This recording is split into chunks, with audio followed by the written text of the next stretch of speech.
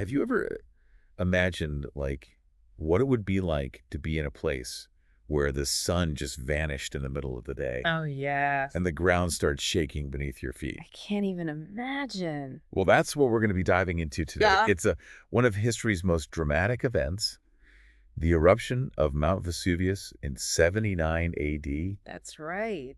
We're going to be looking at firsthand accounts, Amazing. archaeological findings, Yeah. really trying to uncover not just the devastation, but also the human stories Right. of those who faced this just cataclysmic event. It's unbelievable what those people went through.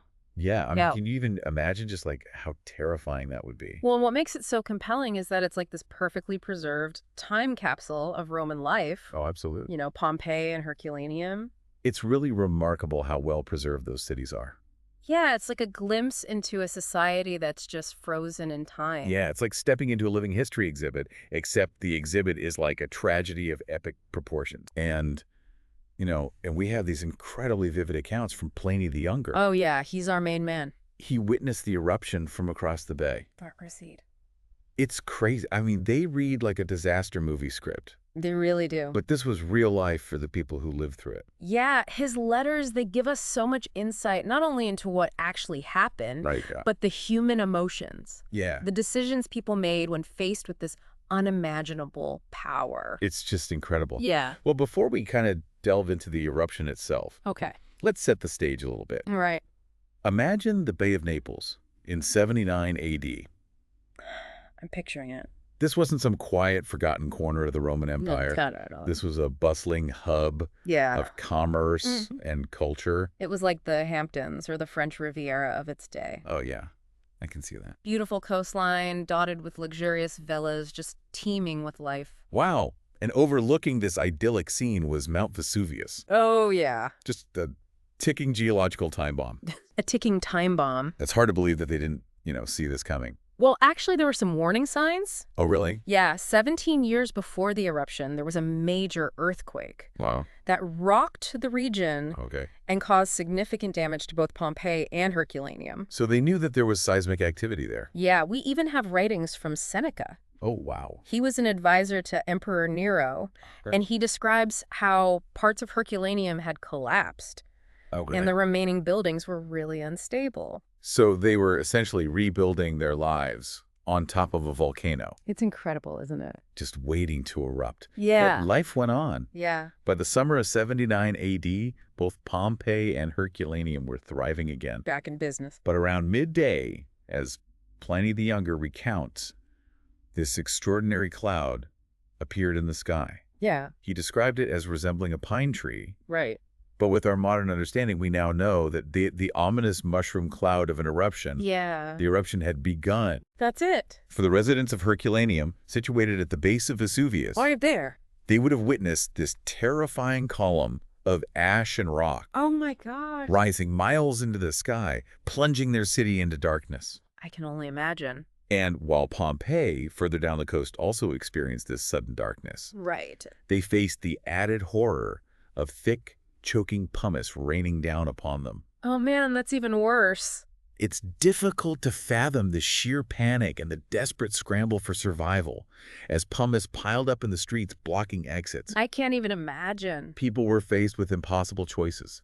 Flee or seek shelter. Yeah, what do you do? And if you flee, what do you take with you? Right. I mean, Yeah. what would you grab? Well, the archaeological record actually reveals a whole range of responses. Oh, that's interesting. Yeah, some, like this doctor who was discovered with his medical instruments. Oh, wow. Seemed to prioritize their profession. So he was like, I have to help. Yeah, right.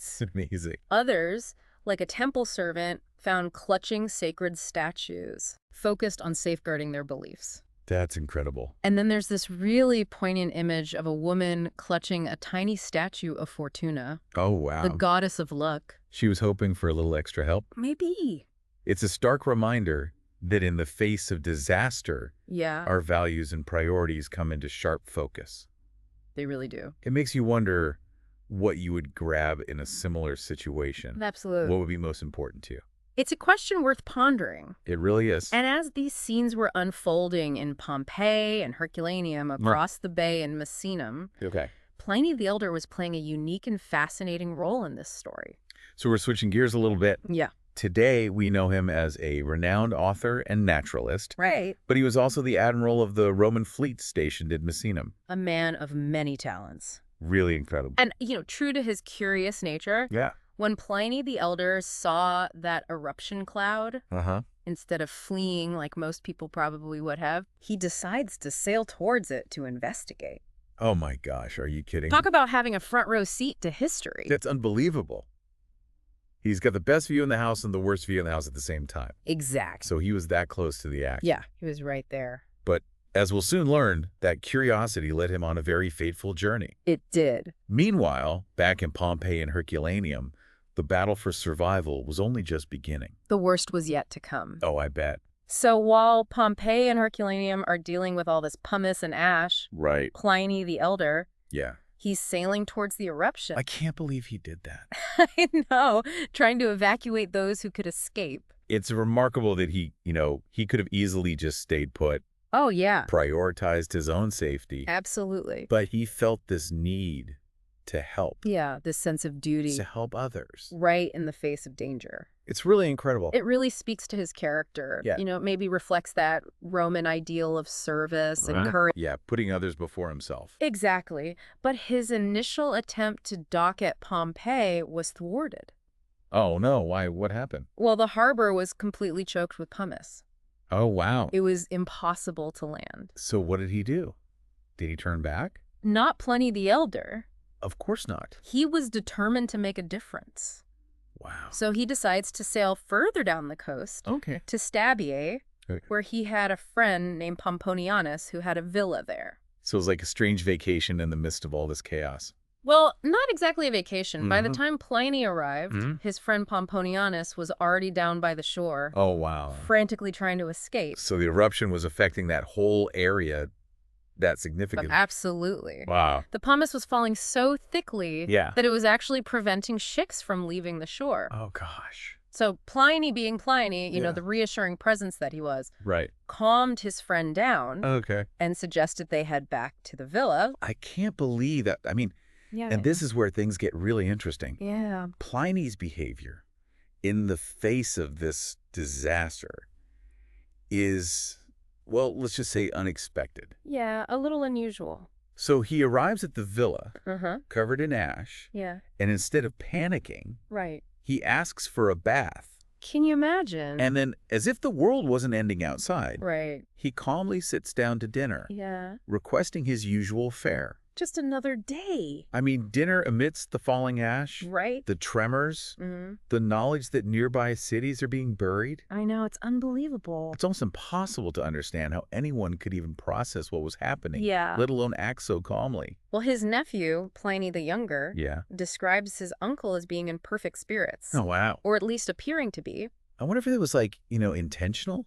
Maybe. Like he was trying to maintain this sense of normalcy? Yeah, maybe it was a coping mechanism. Oh, right. A way to deal with the overwhelming fear and uncertainty. I can see that. But meanwhile, Yeah. back in Herculaneum, Oh. the situation was about to take a truly horrific turn. Okay, so up until this point, it was mainly ash and pumice, right? Yeah, devastating, but not instantly deadly. Right. But remember that massive column of ash and rock? Oh, yeah, the one that rose miles into the sky. Yeah, that's the one. Yeah. Well, around midnight, about 12 hours after the eruption began, Okay. that column started to collapse. Oh, no, what happened then? As it collapsed, it Yeah. sent these fiery avalanches of ash and gas Oh, my. hurtling down the slopes of Vesuvius. I can't even imagine. We call them pyroclastic surges, No. and they are incredibly destructive. This is where the real devastation begins, isn't it? Yeah, this is when things get really bad. Yeah. I was afraid you were going to say that. The first of these pyroclastic surges slammed into Herculaneum Oh, no. with unimaginable force, I mean, was it like a wave? kind of like a fiery hurricane Oh, my God. living at hundreds of miles per hour, That's terrifying.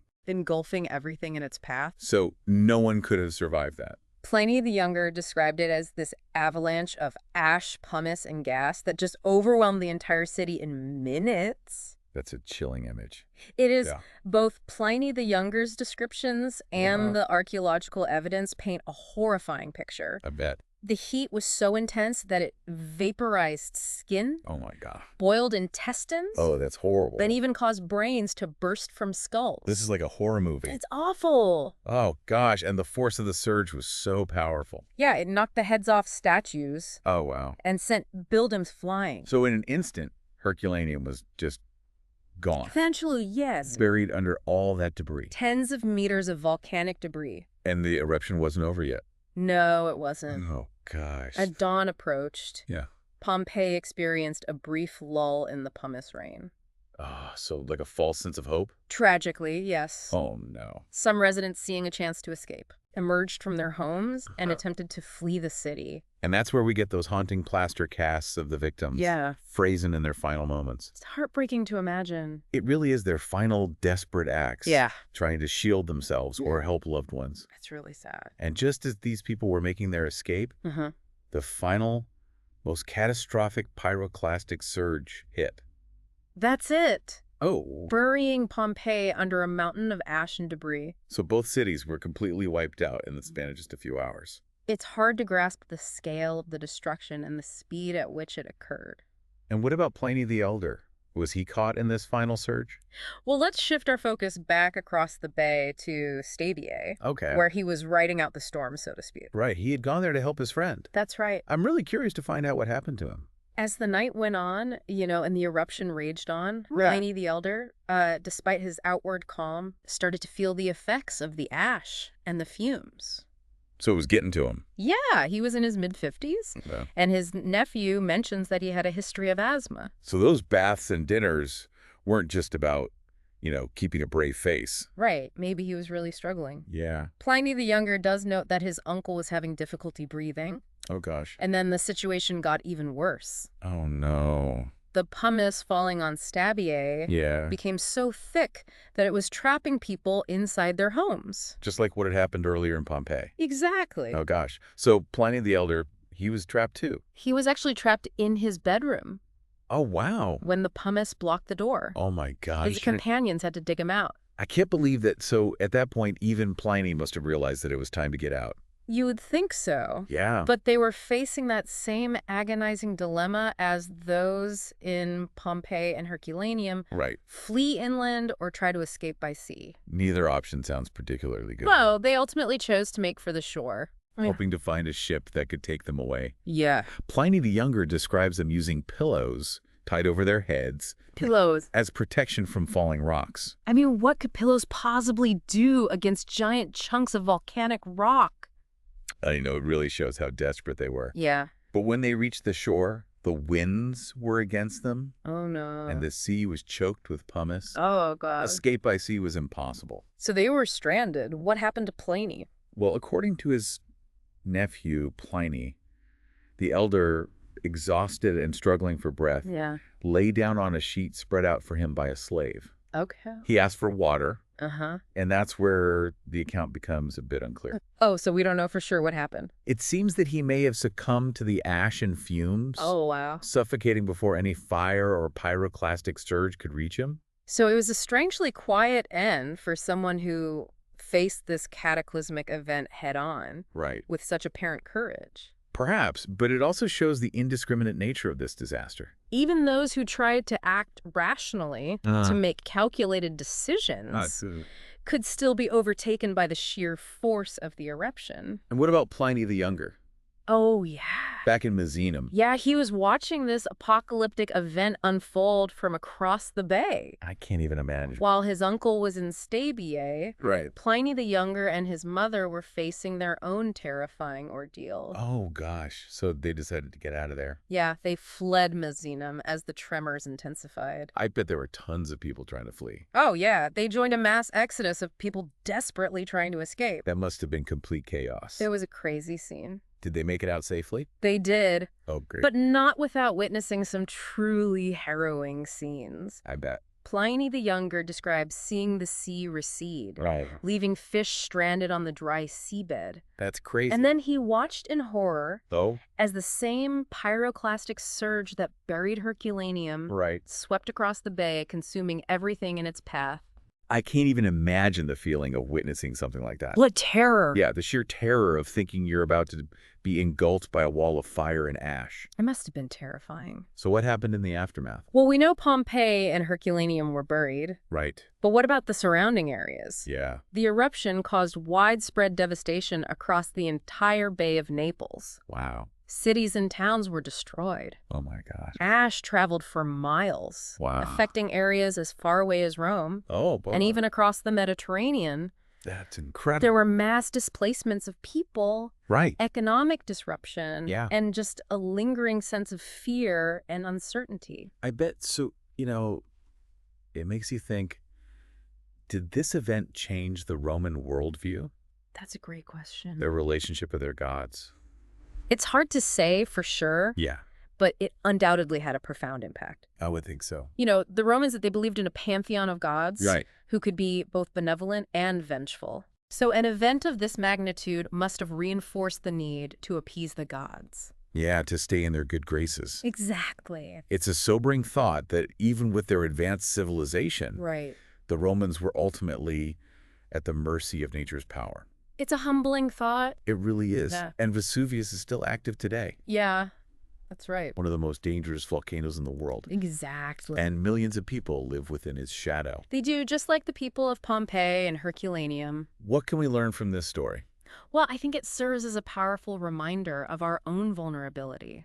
Yeah. Nature's power dwarfs our own. It really does. And we need to respect that power. Absolutely. To learn from the past in order to prepare for the future. Well said.